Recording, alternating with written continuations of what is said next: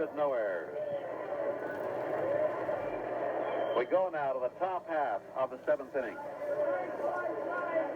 And here to tell you all about it, Dave Van Horne. Okay, Russ, thanks, and hi again, everybody.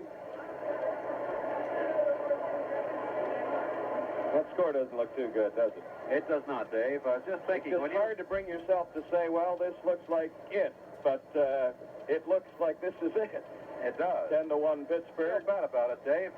When you handed the mic over at the end of 3, Ernie McAnally had a no-hitter going. Scoreless tie. Expos added the run in the top of the 4th, but boy, the Pirates came back. 6 runs in the 4th, 3 in the 5th, and another in the 6th. Well, a pitch hitter. We flew in on a wing and a prayer. Look, taking 2 out of 3 from the Pirates, the defending champions, is not that bad. Barry Foote batting for Frias. He swings and lines the ball into right field, and a base hit for Barry as a pinch hitter. And Foote has now delivered in his last 4 pinch hit appearances. That was a solid single to right.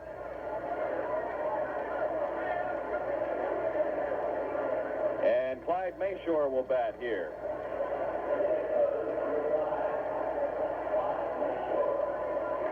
And I wouldn't be surprised to see some of these fellas maybe stay in the game.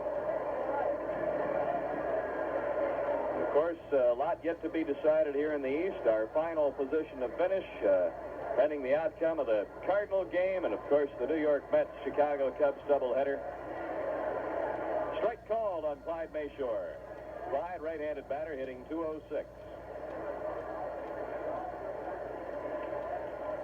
Jim Rooker deals, and it's high. At ball 3, 3-2. Mayshore fans, a strikeout here for Rooker. That is, only the second strikeout logged by Rooker. 1 down in the 7th, and the top of the order, Felipe Alou. Rick Wise has come on to pitch now for the Cardinals in the 6th inning, so the Phillies may have something going there.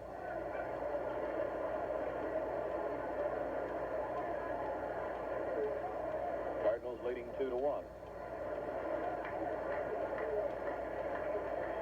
Here's the pitch.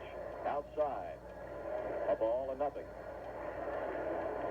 In the nothing games, hits it foul way down the left field line. Out of play. Sending Stargell back onto the warning track. He's got it. Alou hit that ball hard, about 375 feet toward left center. Stargell was back there to make the catch. Ron Woods, the hitter, 0 for 3. Born in Easton, played high school ball. I broadcast minor league baseball, college football, and basketball before I joined the Expos. Over to you, Russ. I'm a native Montrealer, 46 years old, and broadcast Montreal Royals games back in the 50s. I played sandlot baseball, mostly in the outfield here in Montreal. And I want to tell Mrs. Desjardins that broadcasting the Expos games is a real pleasure, and we're glad she enjoys them. We sure are, Russ. Now have another O'Keefe, and let's get back to the game.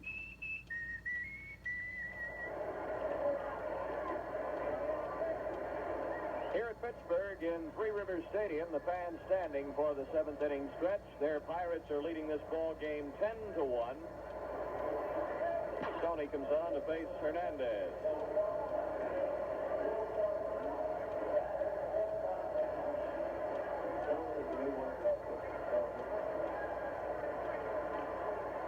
Larry Lintz is the new second baseman. Barry Foote was pinch hitting for Pepe Frias.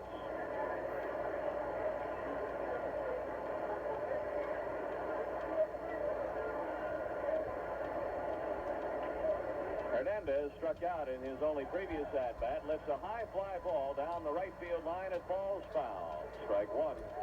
Scoring touchdown command left against Bill Stoneman. At the end of 7, Buccos 10, Expos 1. On his way to second. Holding at third base is Hal Breeden as the throw comes into the infield, and Kenny Singleton has a double down into the right field corner. Breeden going to third. The 8th hit for the Expos. And runners at second and third for John Bacabella, who's 2 for 3. And Mel Wright, the pitching coach, is coming out to talk to Jim Rooker, who has a 9-run lead here. And we're going to get bullpen activity. Let's see. Dave Justy. He's going to drop in. Breeden is home. And Singleton is being held up at third base. Dave Augustine fired that ball in. The Expos get a run. It's 10-2. And Bacabella has his third hit. He picks it up, throws. Singleton is out at the plate. Rooker knocked it down. A hard hopper picked it up and threw to the plate in time to get Singleton. 1-2. The Expos had the contact play on. That is, if Foley made contact, Singleton was to run. And Rooker got him by recovering. He didn't field that ball cleanly, but he recovered and managed to get Kenny by a step. So Foley's on the fielder's choice. Bacabella going to second. With 65 on Fairley, who's coming to the plate batting .299. And Ron, of course, can get his batting average to .300 with a pinch hit here against Jim Rooker. So Ron Fairley batting against Jim Rooker.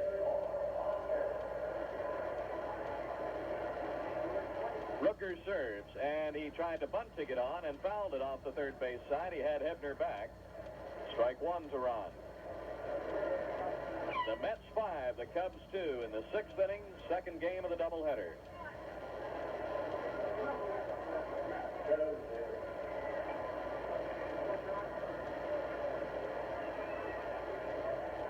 One strike on Fairley.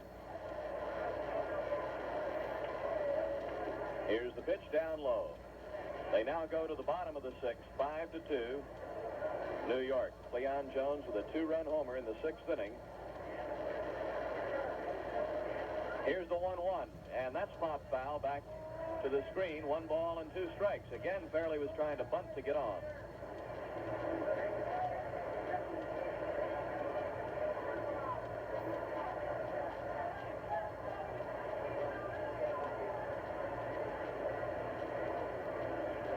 Well, in spite of this 10-2 score today, the Expos, I think we can say, went down with their guns blazing. Here's the 1-2 pitch, and it's pop foul out of play.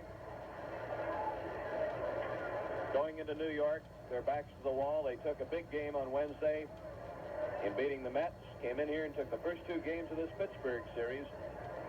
A lot of pitching changes for the Phillies, so the Cardinals must have something big going in the 7th inning there as they lead 2-1 at St. Louis.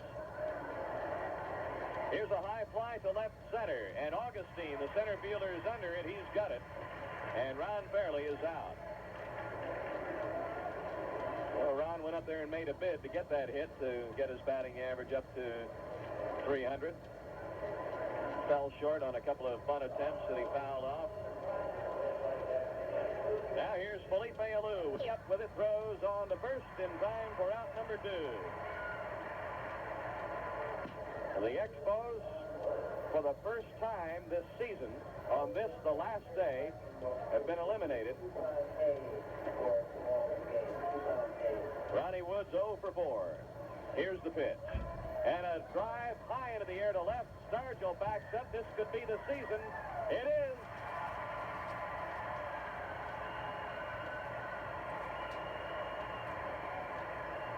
That is 1973 for Montreal. It's in the books. The Pirates win it 10-2 as the Expos go 1-2-3 in the 9th. For the Pittsburgh Pirates, 10 runs, 11 hits, no errors. And for the Expos, 2 runs, 9 hits, and 2 errors. The winning pitcher, Jim Rooker, he went all the way and won a big game for the Pittsburgh Pirates. And, of course, with the season coming down to this final day, you can look at this ball game today and say it's as big a win as the Pirates have had all year because it has kept their slim hopes alive. Rooker with a 10-6 record now. Losing pitcher is Ernie McAnally, 7-9. The game played in 2 hours and 44 minutes and a crowd of 33,376 on hand to see the game. For the Pittsburgh Pirates, their big guns today, Richie Zisk went 3 for 5, drove in 3 runs and scored 2 runs. Jim Rooker, the pitcher, went 2 for 3 and drove in 3 runs. Pinch hitter Dave Parker, 1 for 1, drove in 2 and scored a run. Al Oliver went 2 for 5, scored a run and drove in a run. Dave Cash went 2 for 5 and drove in a run. Stargell was hitless but scored a run for the Pirates, who put it away with 6 runs on 5 hits in the 4th inning, added 3 more runs on 3 hits in the 5th, got a run on a hit in the 6th inning. The Expos scored their first run of the game on 2 hits in the 4th inning. Singleton scoring his 100th run of the year on Foley's sacrifice fly. And in the 8th inning, they got their 2nd run on Breeden's single and a double by Singleton and a run-scoring single by John Bacabella. A 10-2 win for Pittsburgh. Well, not at all decided. The New York Mets, the Cardinals, and the Pirates still very much in the running. And the Chicago Cubs, now, after having won that first game, are trying to come back in the second game of that doubleheader. More on that later. The fact is, again, the Expos have won more games this year than they have won in the past, 79 victories, and stayed right in it here till the final day. And I'm sure that, as Gene Mauch said earlier, we'll all replay a lot of games, and particularly here in the month of September, and think about what might have been had the club been able to put a few more wins together. Russ, I got to say I'm disappointed at this moment at losing the ball game. We and you and all of us, the players, thought right up to the 9th inning here that we had a chance to still be part of this thing, and I have to say I'm disappointed, but I'm pleased with lots of things that happened this year. John, let's go back to spring training. I've asked a lot of the players this. We've talked about it early in the year. Is this sort of beyond your fondest dreams, to be in the race on the very final day of the schedule? Well, the division contributed somewhat to us being in the race. It was beyond our dreams in a sense. We were excited about the opportunity of staying close all the way, and I want to say this about our team, Russ. Our players played just as hard as they could play, and I'm proud of them. And when you measure a man in finality, it's if he's given his best. And every one of our players that played this year, I can say that about. They gave their best. I'm proud of them. I'm excited about what might happen next year. Well, I'm sure a lot of the fans are excited about what might happen next year as well, John. There have been a number of series late in the season. The Expos went into New York, and they got Seaver out of there. They came in here to Pittsburgh. The Pirates needing this. Open the 1974 season on the road, and Aaron needs 1 home run to tie Babe Ruth's record. So as things stand right now, and I think they have something like 6 games on the road before they play a home game, it could well be that Aaron hits the tying home run, 714, and perhaps the new record-setting home run, 715, before he ever plays again in Atlanta Stadium.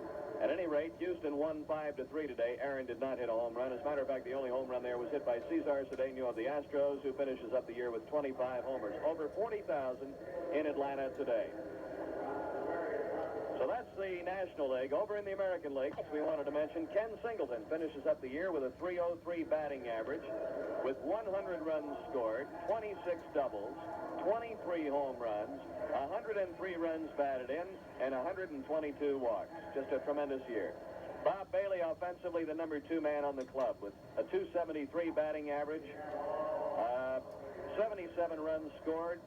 He led the club in home runs with 26, number 2 in RBIs with a career high of 86, and he drew 87 base-on balls. Ron Fairley missed in a bid to finish up with a .300 batting average. His batting average will be at about .297 for the year. As far as the pitchers are concerned, Steve Branko's the top winner on the club with 15 victories and a 2.80 earned run average. Then Mike Marshall, a strong contender for the Cy Young Award with 14 wins, 11 losses, 31 saves, and 179 innings pitched and an earned run average of about 2.60. Just a phenomenal year for Mike Marshall. Next in wins, the rookie, Steve Rogers, who won 10 and lost 5 and winds up the year with a 1.54 earned run average. The team finishes up 79 and 83, a record at home, 43 wins and 38 losses. On the road, 36 and 45, and they finish up Eastern Division play for the year at 500, 45 wins and 45 losses against Eastern Division opponents. And, of course, their exact place of finish has not yet been determined. They could finish 4th. They could finish 5th. A 10-2 loss. Rooker the winner today. McAnally the loser. And we'll have some final comments and close out our year of broadcasting Expos baseball as we continue with Stars and Scores in just 1 minute. Dave Van Horne along with Russ Taylor at Three Rivers Stadium to conclude our broadcast for 1973. And now let's take a quick look at the division. If the St. Louis Cardinals win their ball game, Russ, they'll wind up 81-81. If the Pirates beat the Padres tomorrow, they'll wind up 81-81. So let's assume that the Mets split the doubleheader today because they have a lead in the late innings. They'll be 81-79.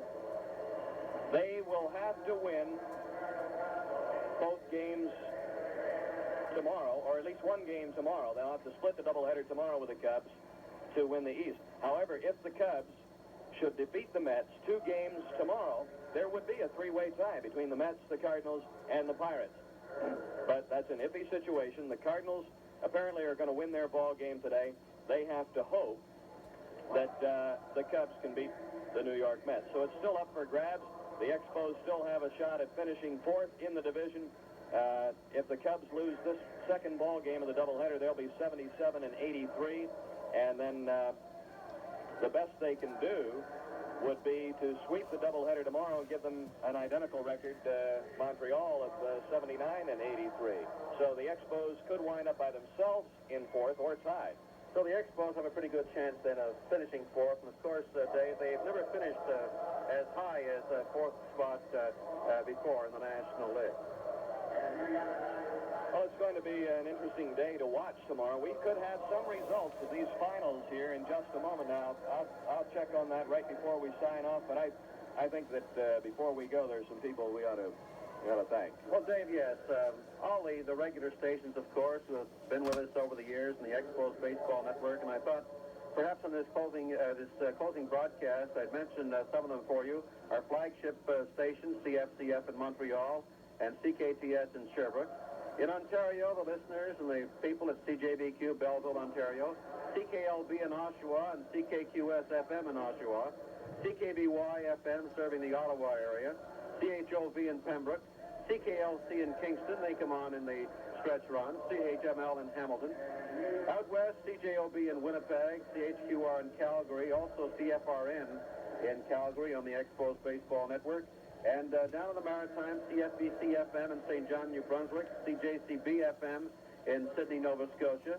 In Newfoundland, VOCM in St. John, CKCM in Grand Falls, CHCM in Marystown, Newfoundland, CKGA in Gander, and of course our American stations, the all reliable WPDM-FM in Potsdam, and of course WVMT in Burlington, Vermont. To all of those people, and in case we missed any, our thanks from the Montreal Expos, from President John McHale, right on down the line, especially from Dave Van Horne and myself, and our engineer director, Pete Pickler. Okay, well, Russ, I think we've just about covered it all. Again, we'll spend the winter reviewing the statistics and watching for trades, not only that might involve Montreal, but other clubs in the division and in the National League. A lot of interesting things are going to happen. Along with the fans, we'll all be watching very carefully the championship series that gets underway next weekend in Cincinnati. And then, of course, the World Series yet to come, while the American League champions, Baltimore and Oakland, will play it off over there. And the Eastern Division champion will play it off at Cincinnati and then on into the World Series. So there's a lot of baseball for the fans yet to come. And I'm just kind of sorry that we're not going to be a part of it all. But that is who are they. That's about it for 1973. If you have nothing else to add, we'll sign it off, Russell, for another year. Well, that's it. From Pittsburgh, it's been great, a terrific year.